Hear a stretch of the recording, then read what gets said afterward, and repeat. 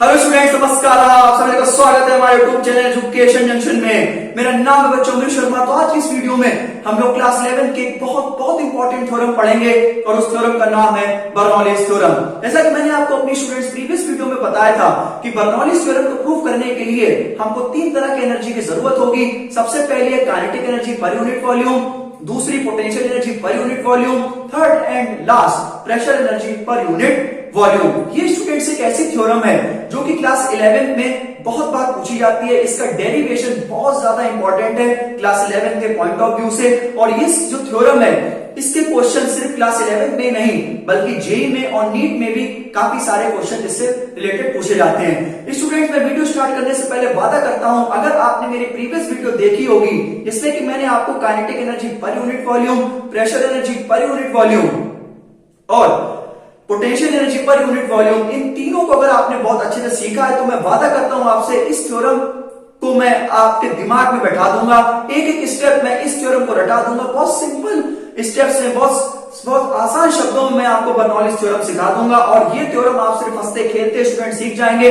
बस मैं स्टूडेंट्स आपसे एक छोटी सी रिक्वेस्ट करता हूं कि आप मेरी एक एक बात को, मेरे एक एक वर्ड पर फोकस करेंगे, मेरी एक एक बात को आप बहुत ध्यान से सुनेंगे। और ये स्टूडेंट्स एक ऐसा टॉपिक है जो कई बार पूछा जा चुका है। जैसे कुछ प्रीवियस चैप्टर के जो कुछ टॉपिक्स जैसे प्रोजेक्टाइल मोशन हो गया, या फिर हम बात करें कि equations of motion by calculus method हो गया, या फिर बैंकिंग ऑफ अ रोड हो गया। और ये बर्नौली थ्योरम तो एक ऐसे टॉपिक्स है जो स्टूडेंट्स आने ही आने होते हैं। अगर आप इन टॉपिक्स को पढ़ ले तो आप अच्छे मार्क्स 11th क्लास में स्कोर कर सकते हैं। और एक ऐसे टॉपिक्स हैं जो भी फिजिक्स आपको पढ़ाते हैं वो आपसे ये जरूर पूछेंगे। और ये ऐसे टॉपिक्स हैं स्टूडेंट्स की जो भी आपको स्कूल में पढ़ाते हैं, कोचिंग में पढ़ाते हैं, अगर आपका टेस्ट होता है स्कूल में तो एक ऐसे टॉपिक्स हैं, ये इतने प्यारे टॉपिक्स हैं कि इन टॉपिक्स से टीचर्स बहुत ज्यादा प्यार करते हैं। और ये ऐसे टॉपिक्स हैं जिनको टीचर्स अपने लाइफ पार्टनर से भी ज्यादा प्यार करते हैं। तो बर्नौली थ्योरम स्टूडेंट्स आप जरूर याद कर लें। खैर, मैंने काफी गहरी बात कही और काफी अच्छी बात दी है। तो बर्नौली थ्योरम का प्रूफ अब स्टूडेंट्स मैं शुरू करता हूं बिना किसी देरी के। तो स्टूडेंट्स, सबसे पहले तो मैं आपको बहुत सिंपल शब्दों में बताता हूं कि जो बर्नौलीज थ्योरम है वो कहना क्या चाहती है। तो आप मेरी इस बात को सुनिए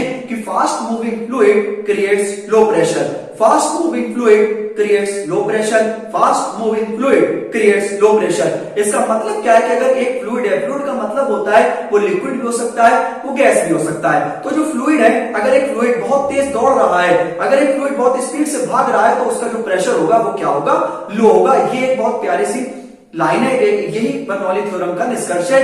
ये बर्नौली थ्योरम कहना चाहती है कि अगर ये मतलब एक फ्लूइड है और वो बहुत तेजी से भाग रहा है, बहुत तेजी से दौड़ रहा है तो उसका जो प्रेशर होगा वो बहुत ही कम होगा। अब लेकिन आपको ये जो लाइन है ये आपको पेपर में नहीं लिखनी है। आपको जो लिखनी है वो मैं आपको बताता हूं कि for any streamline flow the sum of kinetic energy per unit volume, potential energy per unit volume and pressure energy per unit volume remains constant. मैं एक बार फिर से आपको बताता हूं, for any streamline flow the sum of kinetic energy per unit volume, potential energy per unit volume, pressure energy per unit volume remain constant के एक स्ट्रीमलाइन फ्लो में। अब स्टूडेंट्स, आपके मन में एक सवाल आ रहा होगा कि सर अगर स्ट्रीमलाइन फ्लो आप हमें बता दें तो मजा ही आ जाए। स्टूडेंट, तो मैं आपको बताता हूं कि जो फ्लो होते हैं वो तीन तरह के होते हैं। सबसे पहले तो होता है स्ट्रीमलाइन फ्लो, दूसरा होता है लैमिनार फ्लो, तीसरा होता है टर्ब्यूलेंट फ्लो।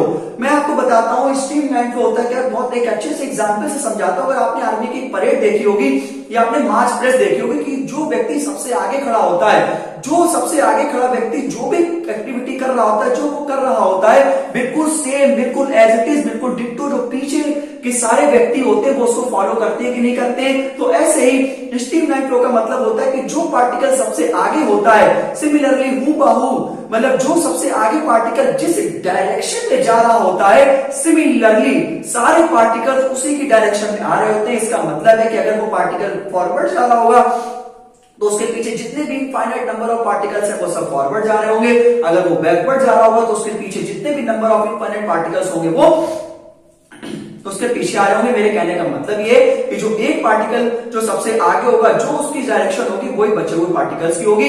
अब मैं आपको बताता हूं लैमिनार फ्लो। लैमिनार फ्लो एक ऐसा फ्लो होता है जिसमें लिक्विड जिसमें जो फ्लूइड है वो स्टूडेंट्स लेयर्स की फॉर्म में चलता है, ठीक है ना। और जो तीसरा स्टूडेंट्स होता है वो होता है टर्बुलेंट फ्लो।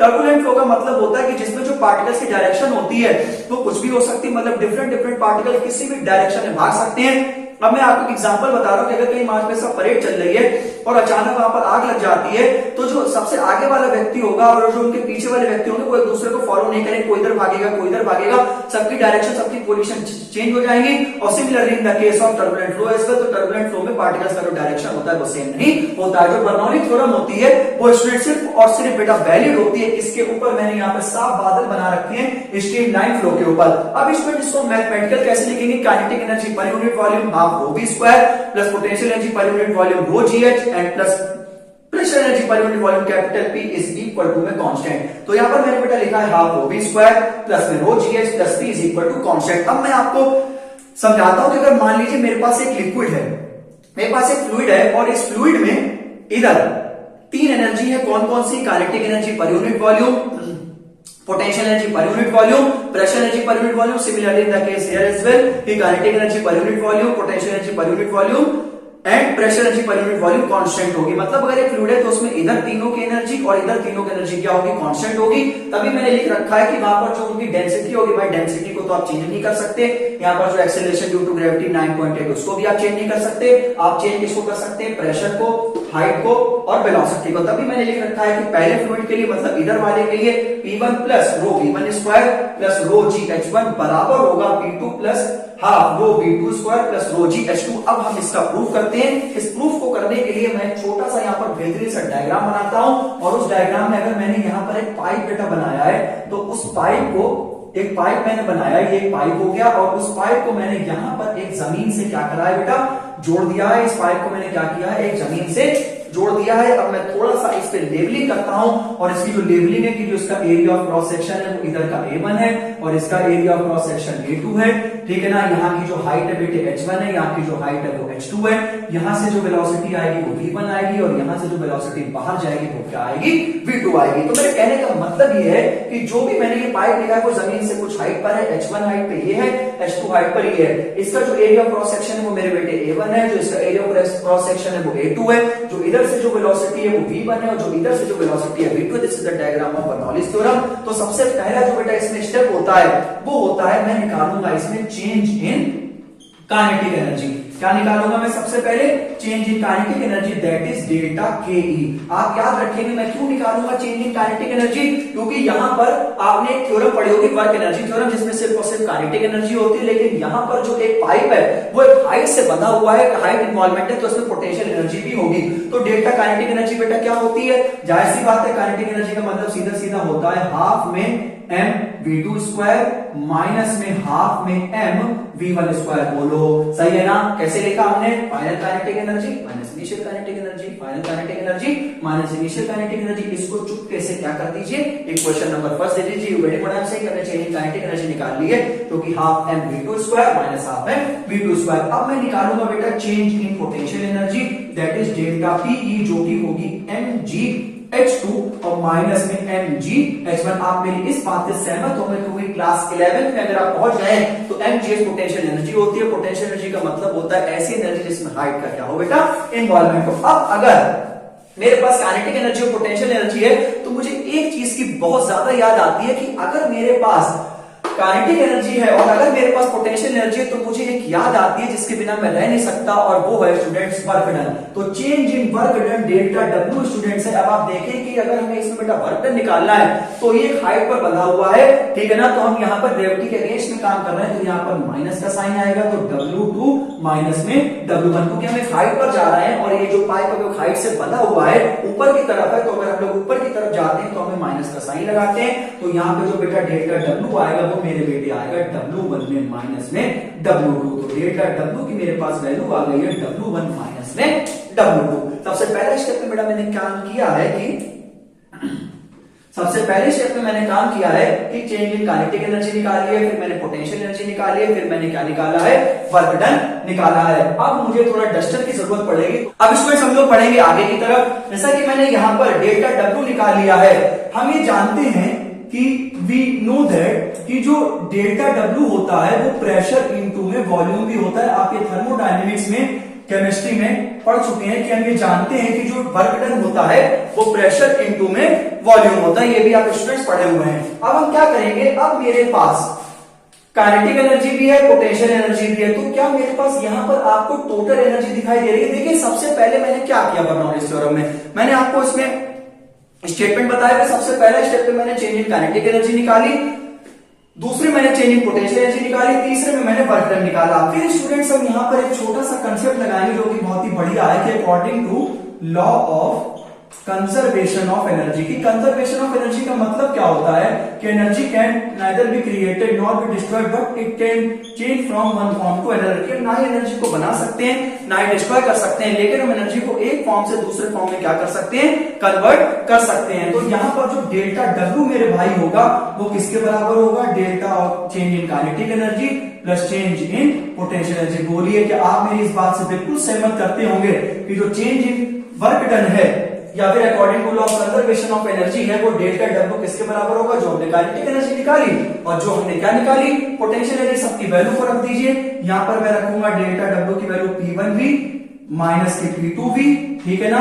यहां पर मैं डेल्टा के ई की वैल्यू रखूंगा जो कि मैंने निकाली है मेरे भाई हाफ में m V2 स्क्वायर माइनस में हाफ m V1 स्क्वायर। फिर यहाँ पे मैं पोटेंशियल एनर्जी की वैल्यू रखूंगा, इसको आप खुद भी कर सकते हैं, mgH2 और माइनस में बेटा mgH1। इसके बाद मैं क्या करूंगा कि मैं एक वाले को अपनी तरफ बुलाऊंगा और 2 वाले को मैं उधर भेजूंगा। तो 1 वालों को मैं एक तरफ बुला लेता हूं, मैं लिखूंगा P1V, यहाँ ये माइनस का है, ये हो जाएगा मेरे भाई प्लस का, हाफ m V1 स्क्वायर, यहाँ पर ये माइनस का है, ये हो जाएगा प्लस का। मैं बच्चों वाली चीजें कर रहा हूं, ठीक है ना। इसके बाद मैं इसको उधर भेज दूंगा तो ये हो जाएगा मेरे भाई P2V।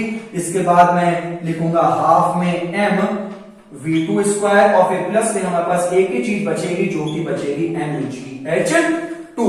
तो यहां पर हम इस निष्कर्ष तक पहुंच गए कि हमने एक वाले को 1 वालों को कह दिया मेरे पास आओ, और जो एक वाले हैं वो एक वाले की तरफ चले गए, जो 2 वाले हैं मैंने उनको दूसरे तरफ कर दिया है। अब स्टूडेंट्स मैं क्या करूंगा, वॉल्यूम से डिवाइड करूंगा। अब मैं क्या करूंगा, वॉल्यूम से डिवाइड करूंगा। तो जब मैं इसको वॉल्यूम से डिवाइड करूंगा तो ये तो P1 ही आ जाएगा, प्लस में बेटा आप देखेंगे कि जब मैं यहाँ पर हाफ, अब जब मैं इसको वॉल्यूम से बेटा डिवाइड करूंगा तो यहां पर मैं अगर V लिखूंगा तो मास अपॉन वॉल्यूम में क्या आ जाएगा बेटा, डेंसिटी आ जाएगा। तो इसको मैं रो लिख दे रहा हूं, ठीक है ना।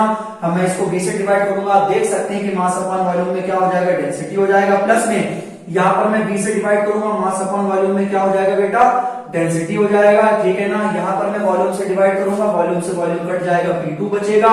यहां पर मैं वॉल्यूम से डिवाइड करूंगा, मास अपॉन वॉल्यूम में क्या हो जाएगा बेटा, डेंसिटी हो जाएगा, रो V2 स्क्वायर। प्लस में यहां पर मैं वॉल्यूम से डिवाइड करूंगा, मास अपॉन वॉल्यूम में क्या हो जाएगा, डेंसिटी हो जाएगा, रो GH2। तो यहां पर आप देख सकते हैं कि मैंने बहुत प्यार से, बहुत टहला के मैंने बर्नौलीज थ्योरम का प्रूफ आपके सामने करके दिखा दिया है, और बहुत सिंपल से स्टेप्स में मैंने आपको एक एक चीज समझा दी है, चाहे वो उसका स्टेटमेंट हो या फिर वो किस तक वैलिड रहता है, फ्लो के बारे में भी मैंने आपको जानकारी दी है। और ये था बर्नौली थ्योरम का बेटा प्रूफ, और बहुत सिंपल से स्टेप्स में, शायद इतने कम स्टेप पे शायद ही आपको किसी ने बताई हो, मैं बहुत बेसिक स्टेप्स में लेकर आया हूं। अब स्टूडेंट्स हम बात करेंगे थोड़ी देर का, 1 मिनट का है, की एप्लीकेशंस ऑफ बर्नौलीज थ्योरम का। जैसे जो हवाई जहाज उड़ते हैं, मैं एरोप्लेन की बात कर रहा हूं, हेलीकॉप्टर की मैं नहीं बात कर रहा हूं, हेलीकॉप्टर में अलग साइंस लगती है, तो इसके लिए जो एरोप्लेन्स होते हैं तो उनमें ही बर्नौली थ्योरम का यूज होता है। और जब हम क्रिकेट खेलते हैं, क्रिकेट के तो आप बहुत बहुत बड़े फैन होंगे, जब हम बॉल को स्विंग कराते हैं तो हाई प्रेशर और लो प्रेशर की मदद से जो बॉल होती है वो ट्रेवल करती है, तो इसी के लिए स्विंगिंग अ बॉल और दूसरी एरोप्लेन्स में हम लोग क्या करते हैं, बर्नौली थ्योरम का यूज करते हैं। तो ये इसकी 2 एप्लीकेशन है, खैर और भी खैर है, लेकिन ये आपके 2 सिलेबस में है, एक है स्विंगिंग अ बॉल और एक स्टूडेंट्स है, अभी मैंने आपको पता है एरोप्लेन की जो लेदर की वगैरह की बॉल होती है उसको आपने देखा होगा, जो क्रिकेटर्स होते हैं वो एक तरफ से शाइन करते हैं, एक तरफ से रफ रखते हैं, और तभी जब वो बॉल को ऐसे करके पटकते हैं, स्विंग कराते हैं, तो हाई प्रेशर और लो प्रेशर चलता है, तो जो उनकी एयर होती है हाई प्रेशर लो प्रेशर से उनका कॉम्बिनेशन होता है, तब जो बॉल जो होती है वो अंदर की तरफ जाती है। आप स्टूडेंट्स आप अच्छे समझ रहे हैं, बाकी जो मैंने स्विंगिंग और बॉल बताया उसके बारे में तो आपको अच्छे जानते हैं। तो स्विंगिंग और बॉल में स्टूडेंट बर्नौलीज थ्योरम लगती है, एरोप्लेन से बर्नौलीज थ्योरम लगती है, तो ये इसकी 2 एप्लीकेशंस है, आप लिख लीजिएगा in aeroplanes and swinging a ball. तो ठीक है स्टूडेंट्स, ये थी इस वीडियो में, मुझे इतना ही बताना था, तो मैंने इस वीडियो में आपको बर्नौली थ्योरम और उसकी एप्लीकेशंस बता दी हैं। आई होप आपको बर्नौली थ्योरम रट गई होगी। एक बार स्टूडेंट्स कमेंट करके जरूर बताएं आपने मेरी इस वीडियो से क्या सीखा। इसी प्रकार से स्टूडेंट मैं मिलता हूं नेक्स्ट वीडियो में, ध्यान रखें, टेक केयर एंड जय हिंद एंड जय भारत।